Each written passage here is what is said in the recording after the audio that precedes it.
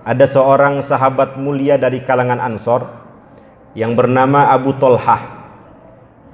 Abu Tolhah ini suami daripada Ummu Sulaim. Ummu Sulaim ini punya gelar Ar-Rumaisa. Beliau ibunda daripada khadimun Nabi Anas bin Malik radhiyallahu an. Anas bin Malik ini berkhidmah mengabdi kepada Rasulullah sallallahu alaihi wasallam tidak kurang daripada 10 tahun. Setiap hari beliau membantu Rasulullah sallallahu alaihi wasallam sampai Rasulullah ridha terhadap apa yang dilakukan oleh Anas bin Malik, sehingga keluar dari lisan mulia beliau satu doa, Allahumma barik lahu fi rizkihi, ya Allah berkahi Anas bin Malik dalam rizkinya, wa barik lahu fi umrihi, dan berkahi Anas bin Malik dalam umurnya, wa barik lahu fi dzurriyyatihi, dan berkahi ia dalam keluarganya.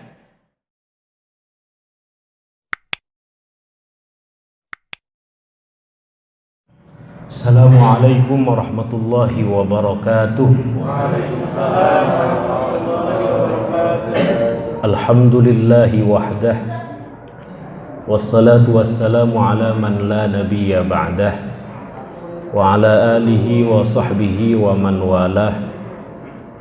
Allahumma faqihna fid din wa 'allimna ta'wil, amma ba'du. Hadirin jamaah salat Isya dan Tarawih Masjid Jami Al-Ikhlas Panorama Serpong yang dimuliakan Allah Subhanahu wa taala. Alhamdulillah, dalam kesempatan yang mulia ini kita kembali menghadiri dan melaksanakan salah satu kewajiban kita, yaitu sholat Isya berjamaah. Mudah-mudahan hadirnya kita di sini sebagaimana sabda baginda Nabi besar Muhammad sallallahu alaihi wasallam, basyiril masyaina fil dhulami ilal masajid, berilah kabar gembira, kata Rasulullah sallallahu alaihi wasallam, terhadap orang-orang yang berjalan di kegelapan malam, ilal masajid, ke masjid-masjid, bin nurit tammi yaumal qiyamah, dengan cahaya yang sempurna pada hari kiamat. Ada seorang ahli hadis yang bernama Al-Imam As-Sindi. Beliau menafsirkan al-dhulam, kegelapan malam, di sini adalah salatul isya dengan salatus subhi. Bapak, Ibu, kalau ingin diberikan cahaya sempurna di akhirat, perhatikan dua solat ini, solat isya dengan solat subuh. Ini belum hari kiamat saja sudah bercahaya semua ini Pak Haji. Ada lampu ya. Mudah-mudahan ini menjadi sebab turunnya rahmat Allah Subhanahu wa taala, ridhonya Allah Subhanahu wa taala. Bagaimanapun untuk mendapatkan ridhonya, untuk mendapatkan rahmatnya, ampunannya butuh upaya. Bapak setelah ini akan melaksanakan sholat tarawih. Di antara faidah daripada sholat tarawih adalah diampuni kesalahan-kesalahannya yang lalu. Pak Haji Wahyu misalnya balik usia 15 tahun, sekarang usia 60 tahun. Dari usia 15 sampai 60 tahun, sebab sholat tarawih diampuni kesalahan-kesalahannya. Tapi kesalahan kecil, kesalahan besar harus dengan taubat. Sebagaimana sabda baginda Nabi besar Muhammad sallallahu alaihi wasallam, man qoma ramadhana imanan wahtisaban ghufira lahu ma taqaddama min dambi. Siapa yang mendirikan qiyamu Ramadan, salat tarawih maksudnya, dengan penuh keimanan dan ihtisab. Ihtisab itu kata Imam Ibnu Hajar Al-Asqalani, talabus thawab minallah, berharap pahala daripada Allah Subhanahu wa taala. Ghufira lahu ma taqaddama min dambih, maka diampuni kesalahan-kesalahannya yang telah lalu. Amin amin ya rabbal alamin. ada seorang sahabat mulia dari kalangan Ansor yang bernama Abu Tolhah. Abu Tolhah ini suami daripada Ummu Sulaim.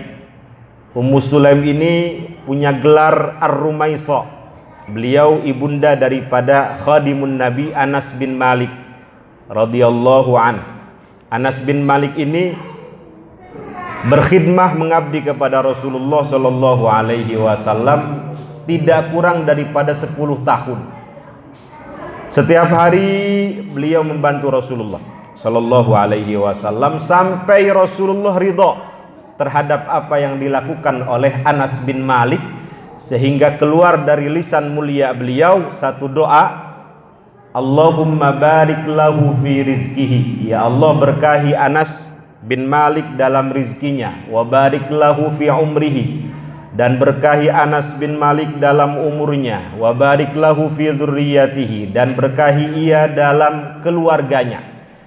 3 doa ini dikabulkan oleh Allah Subhanahu wa taala. Beliau diberikan keberkahan harta, pada masanya menjadi miliarder. Kemudian beliau memiliki anak keturunan yang soleh dan soleha, banyak yang menjadi ulama. Lalu usianya mencapai 100 tahun. Ini berkat khidmah, mengabdi, membantu baginda Nabi besar Muhammad sallallahu alaihi wasallam, sehingga beliau ridho. Ini saya ingin bercerita ayah tirinya yang bernama Abu Tolhah Al-Ansari. Abu Tolhah ini orang paling kaya di Madinah. Tanahnya di mana-mana, pohon kurmanya di mana-mana. Ketika turun ayat lan tanalul birra hatta tunfiqu mimma tuhibbun, kalian tidak akan mendapatkan albir, kebaikan yang sempurna, hatta tunfiqu mimma tuhibbun, sampai kalian menginfakkan sebagian harta kalian yang kalian cintai. Para ulama tafsir sebagian menafsirkan albir di sini dengan al-jannah.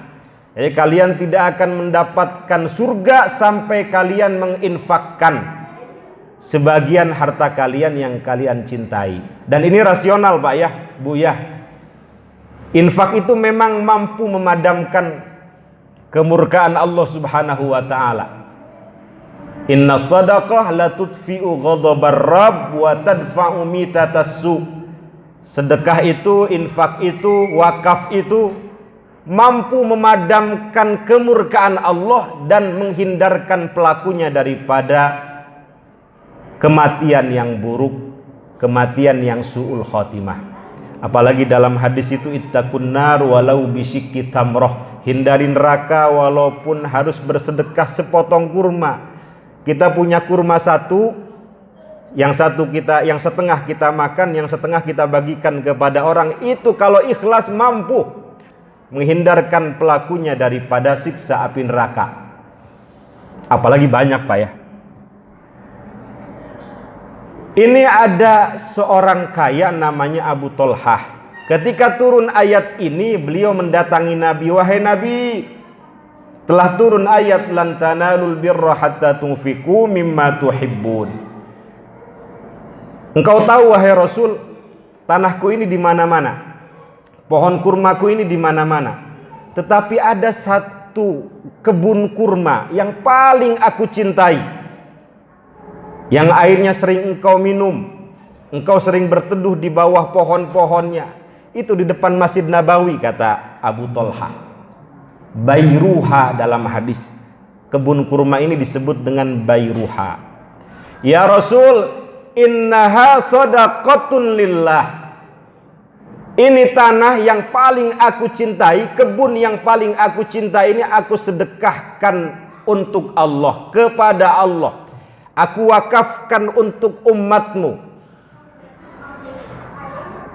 Arju birroha wa dukhroha indallah. Aku berharap dengan sebab bersedekah kebun kurma ini, wakaf kebun kurma ini, aku mendapatkan surganya Allah. Bir di sini maksudnya kebaikan, surga daripada Allah Subhanahu wa taala, wa dukhroha indallah, dan menjadi investasi di hadapan Allah Subhanahu wa taala. Kalau ditanya apakah boleh beribadah mengharapkan surga, boleh Pak ya. Contohnya hadis ini. Sampai Nabi mengatakan, bah, ini sesuatu yang luar biasa. Dzalika malun rabih, ini harta yang menguntungkan. Dzalika malun rabih, ini harta yang menguntungkan. Wa qad sami'tu ma qulta, sungguh aku telah mendengar apa yang engkau harapkan. Artinya dia berharap memohon surga. Rasul tidak melarang.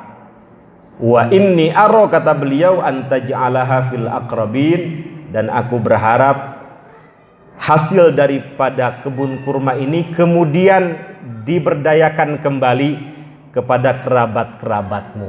Hasilnya, maka ada yang disebut dengan wakaf produktif gitu ya. Nah, hasilnya dikembalikan lagi kepada umat. Nah, ini Rasul mengatakan hasilnya dikembalikan lagi kepada kerabat-kerabatmu. Jadi sodakoh yang paling baik itu sodakoh yang mendahulukan keluarga kita. Dalam Al-Quran, walidain dulu, keluarga dulu yang afdol, kemudian kerabat, baru setelah itu yatama, setelah itu masakin, setelah itu ibnu sabil, dan seterusnya, secara afdolnya, keutamaannya.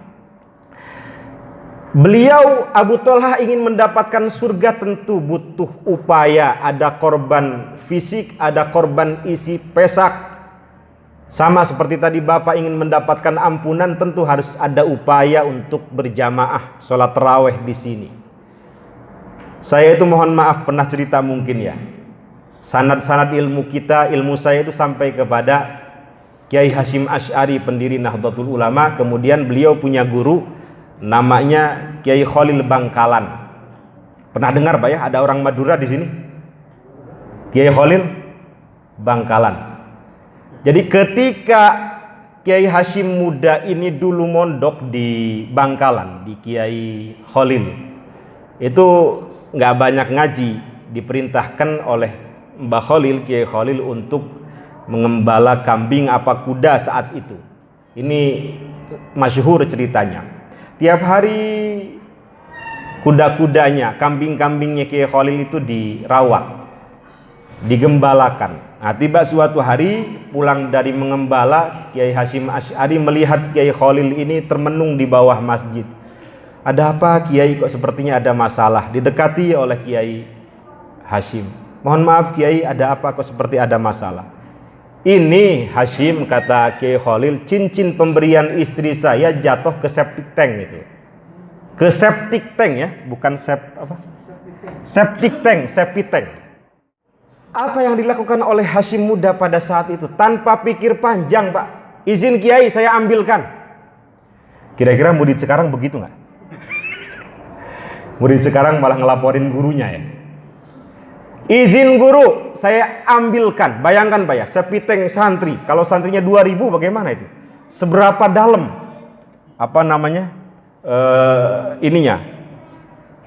Kedalamannya itu.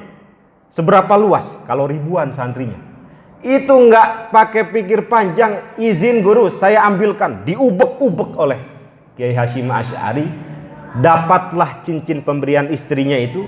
Kemudian refleks keluar dari lisannya Kiai Khalil Bangkalan, waliullah, alhamdulillah, aku bangga dengan kamu, aku ridho sama kamu, mudah-mudahan namamu harum di kemudian hari.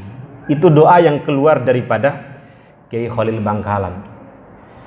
Maka siapa yang tidak kenal dengan Kiai Hasyim Asy'ari, pendiri organisasi terbesar seluruh dunia, rajanya para ulama Indonesia, banyak ulama yang berguru kepada beliau, dan namanya harum sampai sekarang.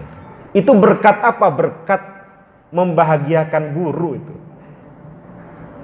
Berkat mencari ridho daripada guru. Sama kita pun apabila ingin mendapatkan ridho Allah, ampunan Allah, harus ada upaya memang. Saya pernah beberapa kali mungkin menyampaikan di sini bagi yang belum mendengar ya. Saya di Ciputat itu diberikan amanah oleh Prof. Ali Mustafa Yaqub untuk menjadi wakil beliau, pembantu beliau di situ. Dia seringkali saya nasihatin ke santri itu, coba kalau lampu mati itu jangan nunggu dari pengurus. Jangan nunggu dari yayasan, jangan nunggu dari kiai. Inisiatif sendiri, berapa sih harga lampu gitu. Berapa sih harga lampu? Udah saya aja, saya yang beli. Selama ada orang yang baca Quran di situ nyaman dengan adanya lampu, selama ada orang yang belajar, apalagi santri Pak ya, tiap hari belajar. Selama ada orang yang tahajud di situ, sholat berjamaah di situ, nyaman dengan sebab adanya lampu, maka yang mendapatkan pahala tidak hanya yang sholat, tidak hanya yang baca Quran, tidak hanya yang i'tikaf. Kalian pun yang masang lampu itu akan mendapatkan pahalanya. Cara mengabdinya seperti itu kata saya. Kalau kita tidak bisa mengabdi secara luas sekarang di masyarakat, bisa nggak kita mengabdi kepada sesama kita?